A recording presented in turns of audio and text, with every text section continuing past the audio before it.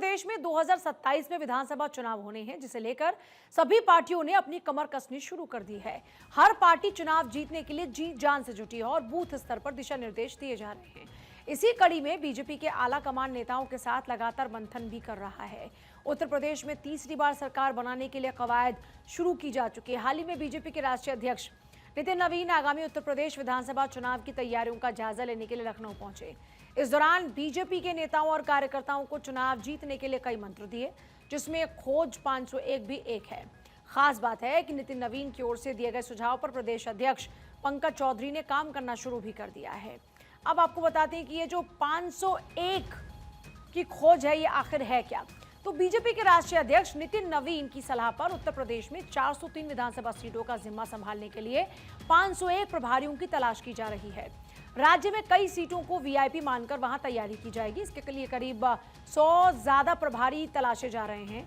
जिस प्रभारी को जिस जिले की जिम्मेदारी सौंपी जाएगी, उसे वहां के स्थानीय कार्यकर्ताओं और जिला अध्यक्षों के साथ सामंजस्य बिठाकर विधानसभा चुनाव की प्लानिंग करनी होगी। बताया जा रहा है कि प्रदेश अध्यक्ष पंकज चौधरी ने इसके लिए काम शुरू किया है।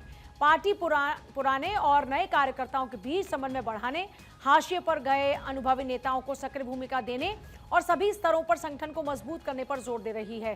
प्रभारियों की नियुक्ति वरिष्ठता के आधार पर होगी। साथ ही वोटर लिस्ट में हटे नाम जुड़वाने, संवेदनशील मुद्दों पर संयम बरतने, बूथ स्तर तक संगठन को सक्रिय करने के निर्देश भी दिए गए। इसके अलावा भी नितिन नवीन ने चुनाव को लेकर कुछ और दिशा निर्देश दिए हैं। भाजपा की ये नई सोशल इंजीनियरिंग, जिसमें पार्टी ने अपने चुनावी और संगठनात्मक रणनीति को धार देने के लिए नए और पुराने कार्यकर्ताओं के बीच भावनात्मक तालमेल बिठाने की नई रणनीति अपनाई है। संगठन ने भी सभी जिला अध्यक्षों से ऐसे पूर्व जनप्रतिनिधियों की सूची मांगी जो पहले सरकार या संगठन में सक्रिय थे लेकिन फिलहाल हाशिए पर हैं। इन्हें विशेष जिम्मेदारी देकर मैदान में उतारा जा सकता है। प्रवास पर जाने वाले सभी पार्टी पदाधिकारियों के लिए अपने क्षेत्र के पुराने नेताओं से मिलना अनिवार्य कर दिया गया है और इस मुलाकात की सीधी रिपोर्ट संगठन महामंत्री को सौंपी जाएगी। अनुभव, प्राथमिकता और मार्गदर्शन यहाँ पर फोकस में है कि जो एक्सपीरियंस है उनको प्राथमिकता दी जाएगी और मार्गदर्शन के लिए इंपॉर्टेंट माना जा रहा है। तो भाजपा के राष्ट्रीय अध्यक्ष नितिन नवीन और प्रदेश अध्यक्ष पंकज चौधरी ने स्पष्ट किया है कि जिन अनुभवी नेताओं ने बिना संसाधनों के संघर्ष कर पार्टी खड़ी की, उनके अनुभव और मार्गदर्शन से ही नए कार्यकर्ताओं को सफलता मिलेगी। फिर अब व्यापक समन्वय नेटवर्क 11 जुलाई की बैठक में यह तय हुआ कि समन्वय सिर्फ सरकार और संगठन के बीच नहीं, बल्कि पूर्व सांसदों, विधायकों, एमएलसी और पूर्व जिला अध्यक्षों के साथ भी मजबूत किया जाएगा। फिर बड़े स्तर पर प्रभारियों की तैनाती होगी। प्रदेश के सभी 403 विधानसभा और 98 संगठनात्मक जिलों में नए प्रभारी नियुक्त किए जाएंगे। इसके अलावा 6 क्षेत्रों और मोर्चों के लिए एक अलग से सूची आएगी।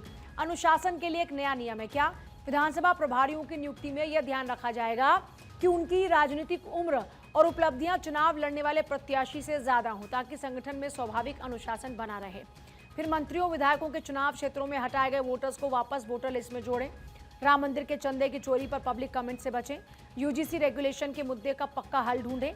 यूपी बीजेपी के नेता नितिन नवीन के दिशा निर्देश को लेकर बेहद आशान्वित हैं।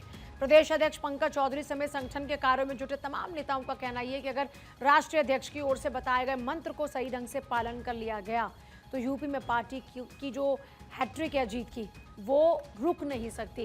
इसके साथ ही तमाम नेता ये दावा भी कर रहे हैं कि वो पूरी तरीके से नितिन नवीन के बताए मंत्र का अनुपालन करने और जीत के लक्ष्य को पूरा करने के मिशन में जुट चुके हैं।